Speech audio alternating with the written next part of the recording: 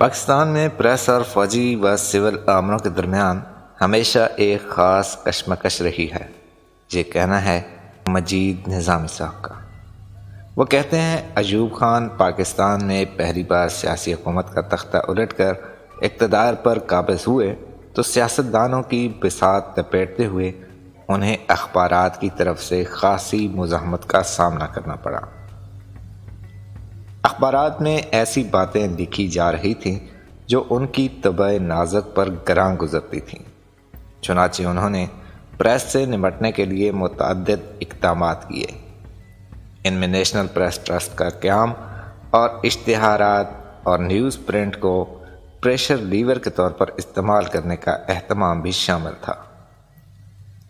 یہ الگ بات ہے کہ نہ قدرت اللہ شہاب مرحوم اپنے شہاب نامہ میں اعتراف کرتے ہیں کہ پریس کو اس طرح لگام ڈالنے میں ان کا بھی کوئی ہاتھ تھا، اور نہ ہی محترم الطاف گوہر جو بعد میں خود بھی مدیر بن گئے۔ بہرحال ایوب خان ہوں یا یحییٰ خان یا ان کے جانشین پہلے سول مارشلہ ایڈمنسٹریٹر ذوالفقار علی بھٹو ہوں، یا طویل ترین مدت کے لیے اس ملک پر حکومت کرنے والے فوجی حکمران صدر پاکستان جنرل ضیاء الحق شہید، بطور صحافی و مدیر ان تمام شخصیات سے میرا واسطہ رہا ہے۔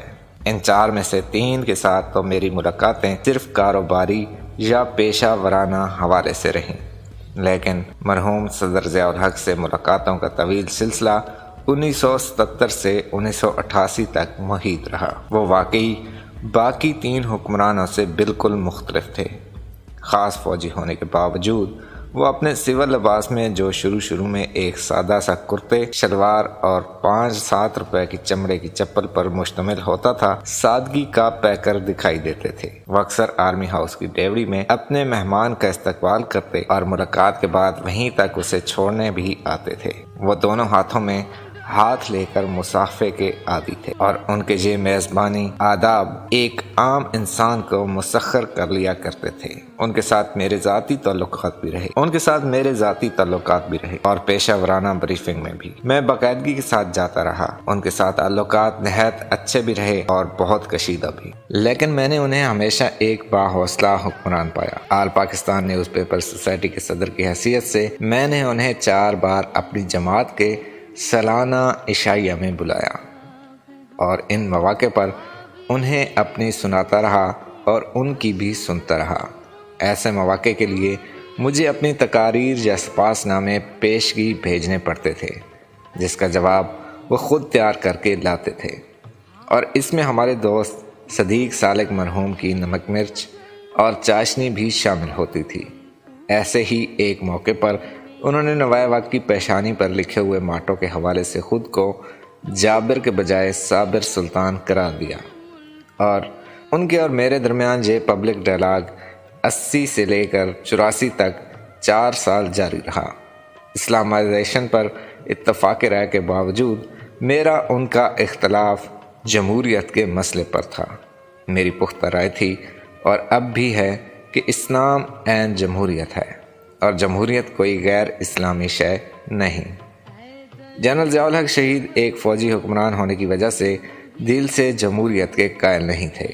ان کا یہ پختہ ایمان تھا کہ اسلام میں آج کل کی جمہوریت جیسی کوئی چیز نہیں ہے۔ وہ دل سے خواہاں تھے کہ پاکستان میں صدارتی نظام ہو، پارلیمنٹ جسے انہوں نے آئین میں شورا کا دوسرا نام دیا ہوا تھا، عملاً ایسی شورا ہو جو انہیں مشورے تو دے، لیکن بطور صدر یا امیر وہ اسے قبول کرنے کے پابند نہ ہوں۔ ذاتی زندگی میں بھی وہ اسی اصول کے پابند تھے۔ وہ ہر کسی کی بات توجہ سے سنتے، اور سنانے والا یہ سمجھتا کہ اس کی بات ان پر اثر کر رہی ہے، لیکن بالآخر وہ کرتے وہی جو ان کا جی چاہتا تھا۔